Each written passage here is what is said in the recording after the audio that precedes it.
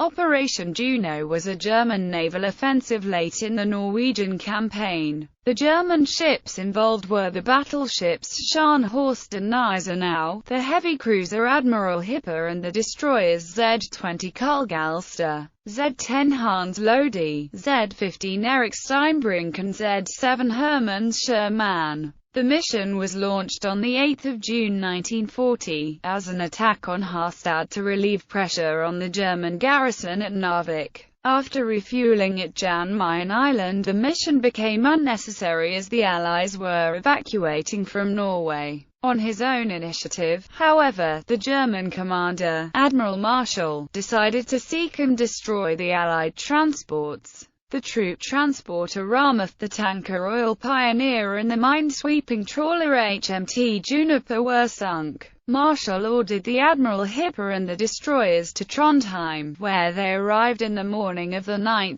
June. The next day, Admiral Hipper attempted to leave Trondheim, but was forestalled by the sighting of a British submarine sinking of HMS Glorious. As a notorious sideline to Operation Juno, Scharnhorst, under the command of Captain Xerxes Kurtzeser Hoffmann and Gneisenau, sank the British aircraft carrier HMS Glorious and her escorting destroyers HMS Acasta and Ardent on 8 June at around 64 degrees north off Norway. On the night of 7 to 8 June, the Glorious, under the command of Captain Guy Doyley Hughes, took on board 10 Gloucester Gladiators and 8 Hawker Hurricanes from No. 46 Squadron RAF and No. 263 Squadron Royal Air Force, the first landing of modern aircraft without arrestor hooks on a carrier. These had been flown off from land bases to keep them from being destroyed in the evacuation. Glorious was a part of a troop convoy headed for Scapa Flow, also including the carrier HMS Ark Royal. In the early hours of 8 June, Glorious requested permission to proceed independently, and at a faster speed.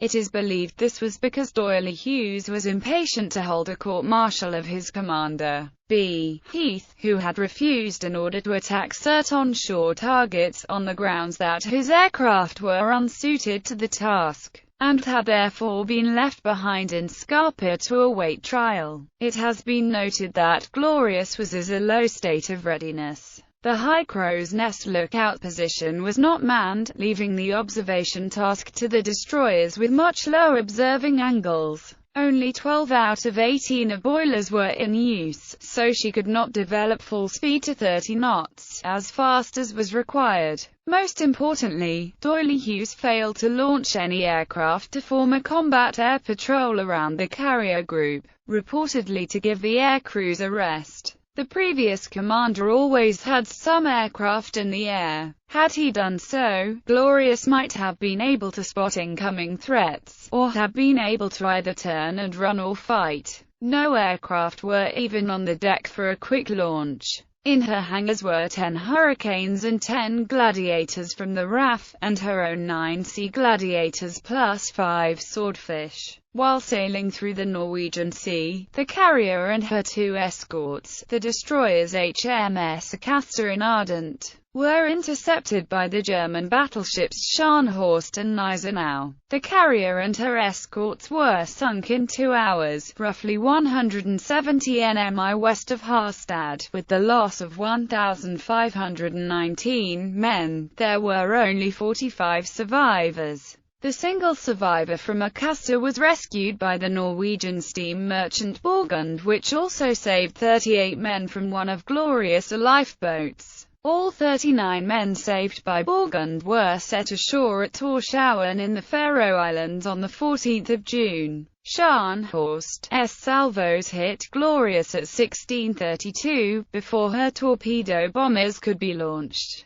Scharnhorst's second salvo, at 16:38, struck Glorious at the extreme range of 26,300 yards, one of the longest range hits ever recorded. A Gneisenau salvo subsequently hit the bridge. The destroyers had started to lay smoke to protect Glorious and themselves. Ardent and Acasta made continual attempts to launch torpedoes at the German ships. At about 1739, Scharnhorst was hit by one of 4 torpedoes launched by a Castor. 50 sailors were killed, 2,500 long tons of water flooded into her, and her aft turret was put out of action. Ardent was sunk at around 1720, having made 7 attacks with torpedoes. The approximate sinking position based on last transmission from Glorious: 69 degrees 0 N 04 degrees 0 E, 69.000 degrees north, 4.000 degrees east, 69.000, 4.000. Admiral Wilhelm Marschall, aboard his flagship Gneisenau, ordered Scharnhorst to cease fire and wasting ammunition on Glorious. At this point, Gneisenau was 4,374 yards closer to Glorious than Scharnhorst. Scharnhorst, in company with Gneisenau, made for Trondheim for repairs. Due to their exposed position, they were not able to stop to rescue survivors of any of the ships. On 13 June, Fleet-Air Blackburn skua bombers from Ark Royal attacked Scharnhorst in harbour. Only a single bomb struck her. As a result of the action, 1,533 people on board were killed, 63 of them from RAF. The greatest military loss of life for Britain up to that time in the war. Despite this notable success, damage from the torpedo attacks forced Scharnhorst to return to Trondheim for emergency repairs. It was not until 23 June that she was able to reach Kiel in a dry dock. She remained there under repair for most of the rest of 1940. Although the sacrifice of Glorious was great,